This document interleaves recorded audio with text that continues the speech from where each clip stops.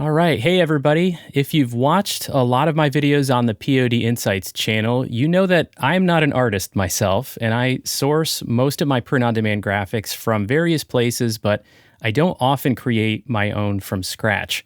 But today, we have a special guest. In fact, the very first guest on the POD Insights channel.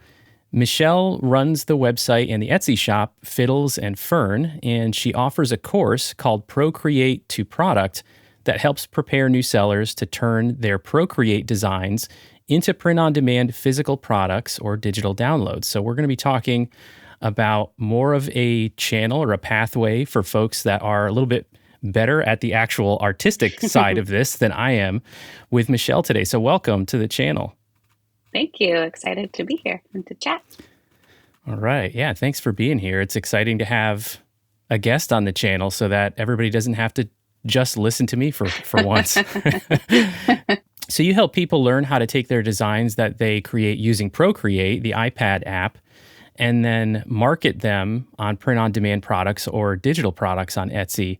And I'd just like to start with a little bit about maybe how you got started in that yourself, and then what was your inspiration to focus on helping people learn how to do that with Procreate?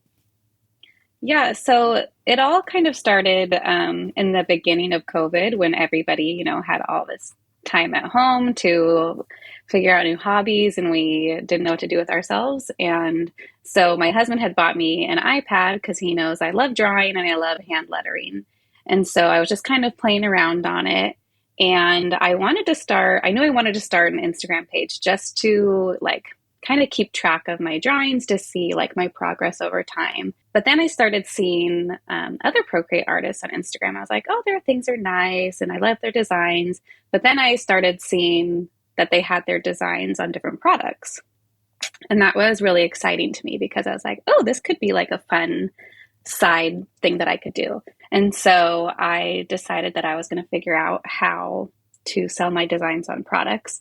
The interesting part to me was I thought in my head, I was like, there's no way that all of these artists have all of these materials on hand at home. And there's no way that they have these printers to be doing this. But I could not figure out what their secret was and where they were getting it. And so I just spent a lot of time on Google researching, trying to figure out how to print my designs on products and how they could ship those out for me. Because again, there was no way people were doing all of that work. And so I finally found print on demand and I went down that rabbit hole of trying to figure out how it works. And there's so many print on demand companies and trying to kind of pinpoint which ones fit my style the best and what I was looking for. And so I started sending things out through print on demand and I opened up my Etsy shop and it was great. And then I realized I was like, you know what? That was a lot of work that I just went through to figure out this whole process. And the teacher in me was like, okay, I want to teach other people how to do that. So they're not spending hours and hours of their time figuring out that same process when really once you know the term print on demand, there's a whole world in front of you of how to do it. They just need to know what are the basics of print on demand, how does it work, and then you can just kind of take off running. So for me, it was started out as a little side project and now is turning into something much bigger than I was expecting, but I love it. I love being able to use my own designs and teach other people how to do the same thing. That's awesome. I can definitely relate to that because that's kind of how the print-on-demand learning process took me down the path of understanding the sales process and research and all that. I had a similar realization that was this is not difficult, but it was hard to find all the information about all of the steps necessary to get it going. And that's right. Was kind of why I started the YouTube channel because I thought anybody can do this. It's just that they need to know how. Right, exactly. I'm going to do what my brain does, which is get really specific really quickly. Go for it. So I'm ready. I'm curious, when you're making a design with Procreate. So you've got, a design that you've made, and then getting it exported into a type of file that you can use that we would typically need for print on demand. Does Procreate work with all of the same file types that you might be used to if you're used to using, say, like Photoshop or something like that? Yeah, so they use all of the same ways to export it. The only one that I know it does not do is it cannot make it vectorized. Okay. Um, it's just a pixel-based program. So if you want to do anything with exporting it as a vector, you can't do that. So I typically only export it as a PNG or JPEG, usually is all that I need to do. But Procreate, it's super simple. I mean, it's like two buttons to export it to my computer. And then, I mean, from there, you can just download it to all the different print on demand sites. So it's really fairly easy to do it through the app. Okay, cool. All right, slightly different direction. I saw on your site, which we'll include a link in the description, and I'll put it up on the screen as well for everybody.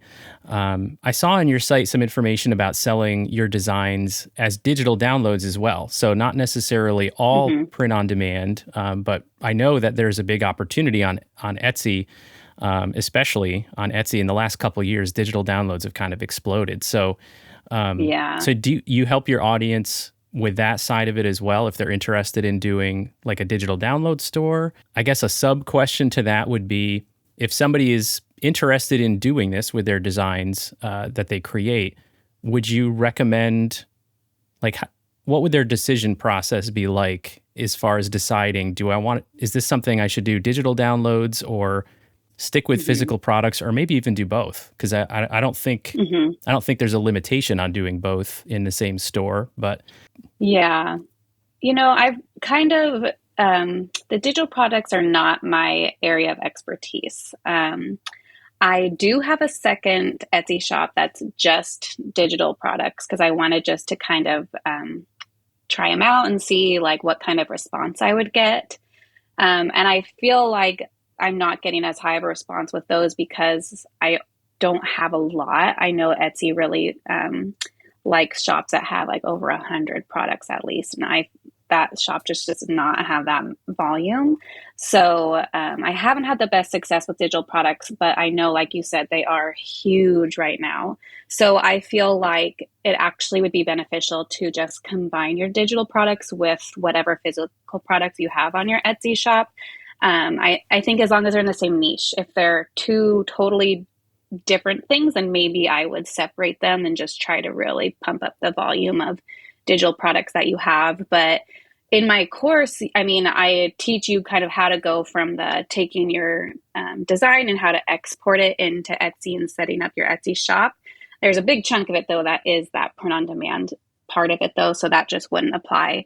But yeah, I mean, like you said, digital products are huge and they are so popular because you can customize them for anything. And I feel like that's a huge area right now is people want custom things for schools and weddings and invitations, and there's just so many areas that you could go with whatever your niche is and design it that way. So there's definitely no harm in adding those to your physical product shops. if anybody out there, any Procreate artists out there were considering how to market, their designs, that's Hmm. maybe if you're not as comfortable going in the direction of physical products, as easy as print on demand makes it, if you just wanted people to be able to download your designs and sort Right. of do with them what they want, then you could certainly go that route as well.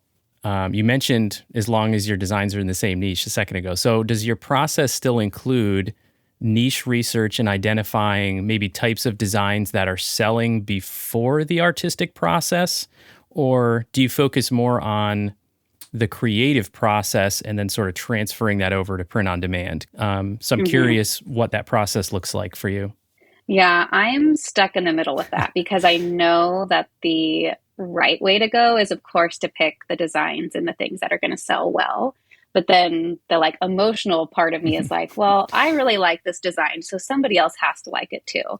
And maybe a couple people do, and they're typically not my best selling. So I kind of do a little bit of both. And I also see on my Instagram page like what people are responding to. Like if I post a design on my Instagram and people comment that they like it, then I'm like, oh, maybe I'll figure out how to put this design on a product, even if I wasn't planning on using it as a product design.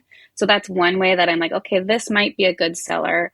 I also will, if I'm in a rut, like the last few weeks I've just been in a rut. And so I'll go on Etsy and I'll type in like with fall and Christmas coming up, I'm like, okay, I need to really wrap my brain around holiday designs already in August, but I'll type in like, Christmas designs for t-shirts and I'll kind of see what things look like bestsellers. And then it starts to help me figure out like, okay, people are liking this design or they're liking this type of font for text. So I'm definitely in between both where my focus is I do a lot of plant drawings. I do a lot of watercolor, digital painting, a lot of lettering. And so I try to just stick to those, but then see what best sellers are and then make that fit my expertise. So a little bit of both, but I know I need to be better at figuring out what's going to sell well. But Gotcha. Well, I think that's fair. I mean, if you're coming at it from more of an artistic angle because you enjoy just creating, I think it's fair to do kind of some of both. Like you know. And to your point, I really like that suggestion that you shared, or that sort of tip for anybody that's not, familiar with more of the sales part of it. Sharing your designs through a social media account and seeing the reactions to them potentially before you decide that you want to, put them on products. I think that's a great idea. So, and you mentioned getting into the fall and the fourth quarter. And so again, for anybody who's maybe more of an artist that isn't familiar with the sales side of things yet, I want to talk a little bit about your course, because if you get into it now, you're getting into it at the time of year when sales just go completely crazy. Like even the things that are not your best sellers will sell in the fourth quarter because people will just buy just about anything for gifts online in the fourth quarter. So now is a great time if you're interested in learning how to take the designs you create and getting into print on demand and opening your own shop. Tell us a little bit more about the course that you offer on your site, and kind of like what can somebody expect to learn as they go through that course that you offer? Yeah, so like I was mentioning before, the course is kind of a culmination of everything that I've learned since 2.5 years ago. So the first part of it is just an introduction to what is print on demand, what does that process look like, and then a breakdown of my top 4 favorite print on demand companies that I've worked with. I try to only give recommendations for ones that I've actually gotten their products and worked with before. And then we go through the process of how to export the designs and how to design them on the print on demand websites, how to make the mock-up photos, how to open up your Etsy store and list them, how to optimize your Etsy listings, how to make your own mock-up photos.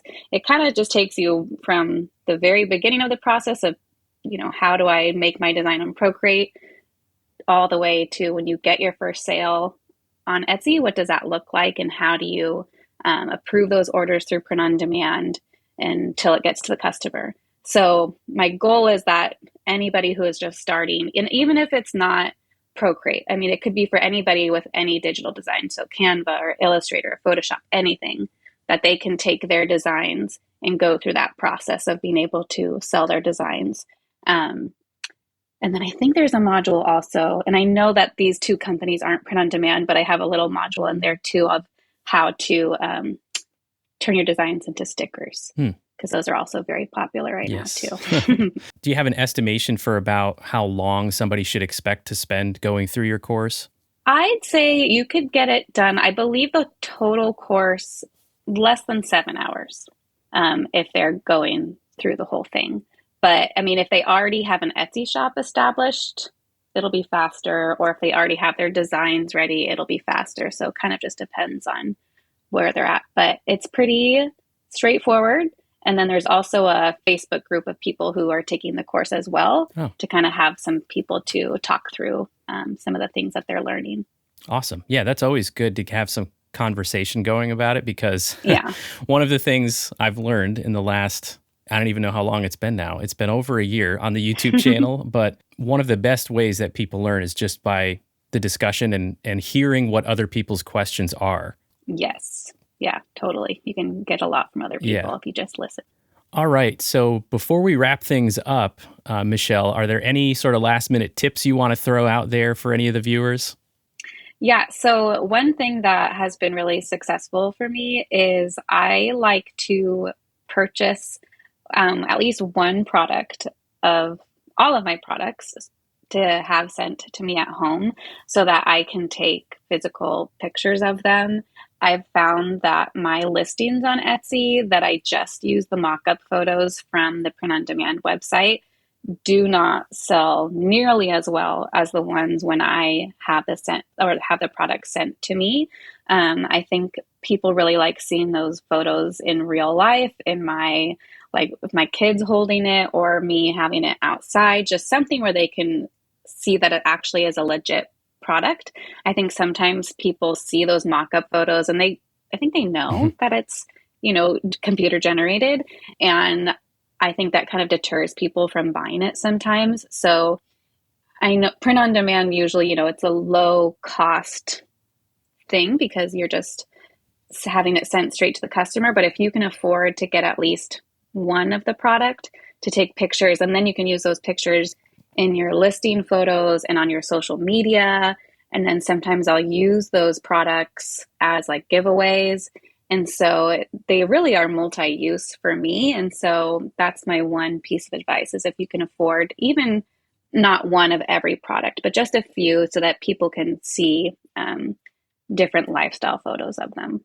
Yeah, no, I think that that's a great point. I like the thing I like about the part of your tip is you can kind of have them as multi-purpose. You can kind of blend together things that you kind of should be doing anyway as part of, promoting your shop, whether it's using the photos on social media or, doing like a giveaway contest on social Right. media. And now you've already got the thing that you're going to give away and you were able to take pictures of it and use it for some mock-up photos. Right. So that is a good tip. All right. Well, thank you so much for your time. Thank you for being our very first guest on POD Insights. I'm very honored. I'm sure we've got some viewers either that use Procreate already and laugh at how bad I am at creating designs from scratch, or maybe they're interested in using it to create their designs for print on demand. And I'm just grateful to have had you here to share your experience, and good luck in the fourth quarter with your Etsy shop because all of us, We're gearing up. yeah, all of us spend weeks and weeks getting ready, and then we're at the mercy of all the shipping companies. So it's always a blast in the fourth quarter. So anybody out there who wants to learn more about Michelle's Procreate to product course or any of the information that she shares on her site, and she does have a blog on her site as well. Again, check out the link in the description to fiddlesandfern.com, and we'll put that on the screen as well for everybody to see. Thanks again, Michelle, for being here and for sharing all that knowledge and information with us. Always got to say, if you haven't subscribed to the POD Insights channel, hit that subscribe button and hit that like button so that more people on YouTube can see this video and hear about the information that Michelle is sharing for Procreate artists out there as well. Thanks again, Michelle. Yeah, thank you for having me.